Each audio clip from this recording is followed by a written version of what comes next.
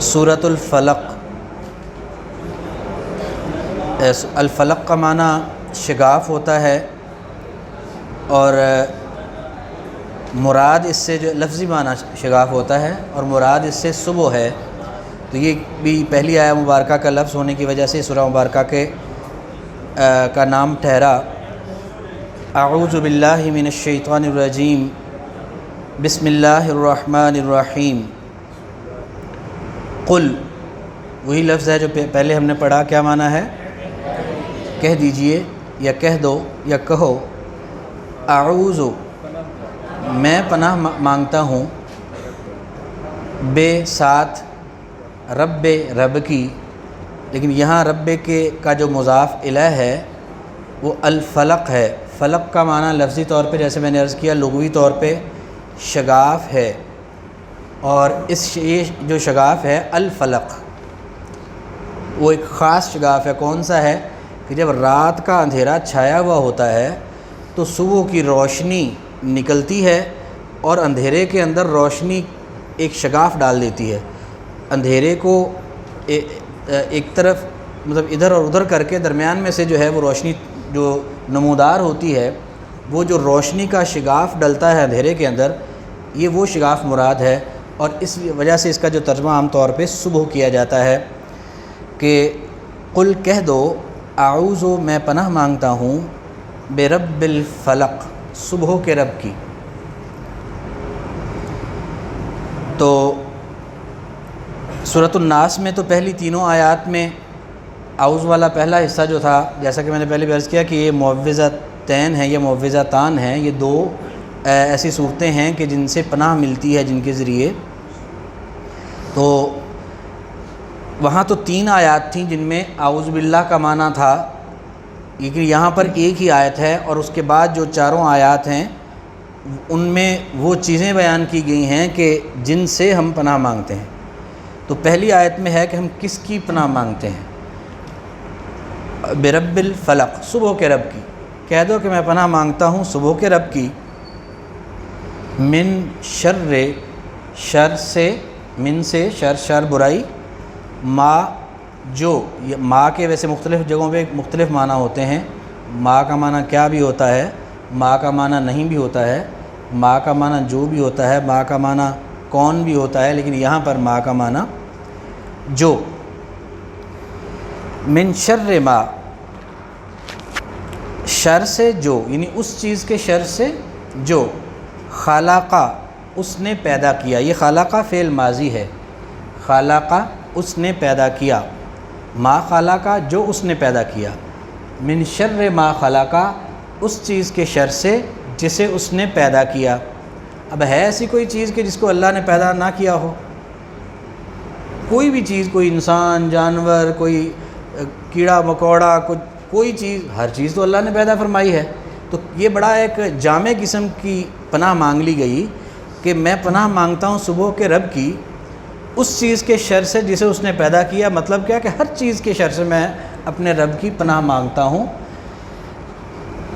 من شر ما خلق، یہاں پہ تھوڑا سا اردو محاورے میں ہمیں بنانے کے لیے اس چیز کے شر سے، من شر ما اس چیز کے شر سے جو، خلقہ اس نے پیدا کیا، وا اور، یعنی ہر اس چیز کے شر سے بھی کہ جس کو اس نے پیدا کیا۔ مزید وضاحت ہے کہ وا اور، من شر، شر سے، غاسقن، غاسق لفظی طور پہ اندھیرا کرنے والا، اور مراد اس سے اللیل ہے، رات، اندھیرا کرنے والی۔ ومن شر غاسق، اندھیرا کرنے والے کے شر سے، اذا، جب، اذا کا معنی جب، وقبہ یہ بھی فعل ماضی ہے، وقبہ وہ چھا گیا، تو اذا وقب جب وہ چھا جائے۔ اور میں یعنی پناہ مانگتا ہوں، اور یعنی پیچھے کیونکہ پناہ مانگنے کا تعلق پہلی آیت میں ہے، اور من شر غاسق، اور اندھیرا کرنے والے کے شر سے، اذا وقب جب وہ چھا جائے، مطلب رات کے اندھیرے کی جتنی برائیاں ہیں جب وہ چھا جاتا ہے تو اس کے اندر جو بھی شر پوشیدہ ہیں میں ان سے پناہ مانگتا ہوں صبح کے رب کی۔ اندھیرے کے شر میں درندے بھی اپنی کچاروں سے نکل پڑتے ہیں رات کو جنگلوں میں دن میں چھپے رہتے ہیں اپنی غاروں میں اور اپنے پناہ گاہوں میں، رات کے وقت وہ بھی نکل پڑتے ہیں درندے بھی، جو کہ انسان کے لیے وہ بھی خطرناک اور شر والی چیز ہے۔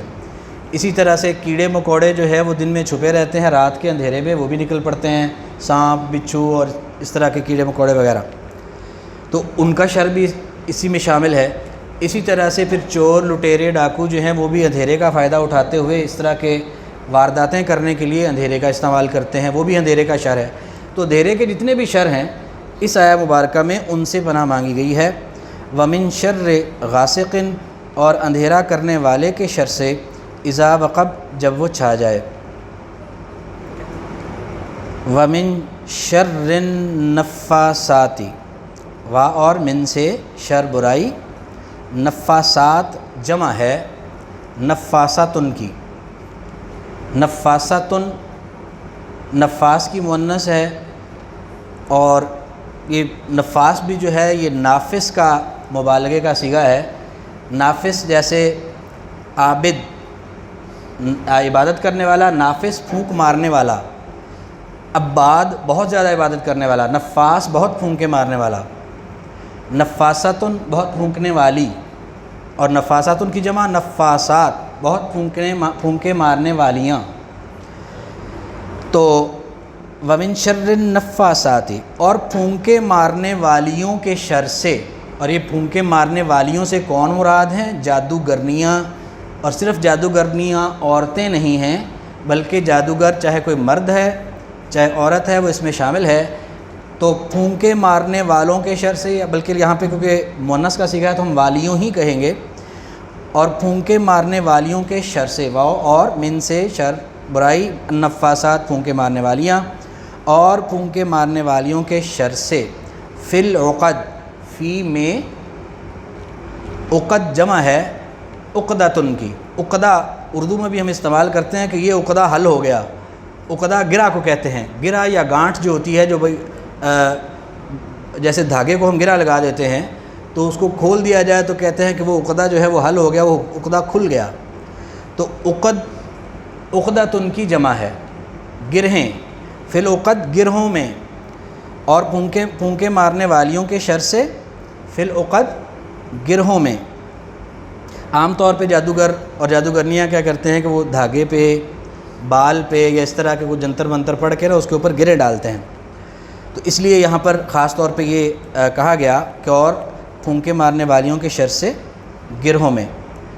وَمِن شَرِّ حاسد، وا اور من سے شر برائی، حاسد حسد کرنے والا، اذا حسد، اذا جب حسد وہ حسد کرے۔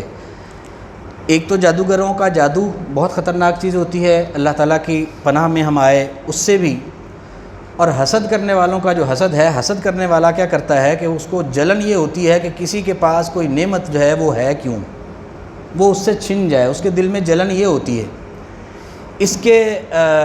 اس جلن کی وجہ سے بعض اوقات تو وہ اس کی نظر لگ جاتی ہے، اور بعض اوقات وہ خود جادو کر کے، ٹونا کر کے، یا کوئی کسی قسم کا نقصان پہنچا کے اس کو، وہ اپنے اس حسد کی آگ کو ٹھنڈا کرتا ہے۔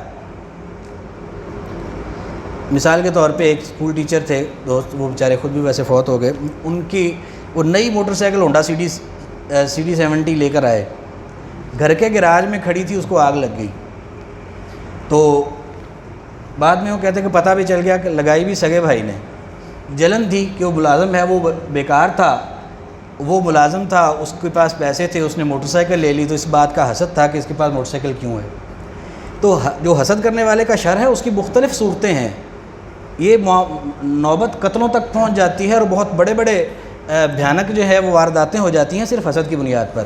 اس لیے خاص طور پر حسد کرنے والے کے شر سے بھی یہاں اللہ کی پناہ میں آنے کے لیے ہمیں اللہ تعالیٰ نے تعلیم دی ہے کہ وَمِن شَرِّ حاسد، اور حسد کرنے والے کے شر سے، اذا حسد جب وہ حسد کرے۔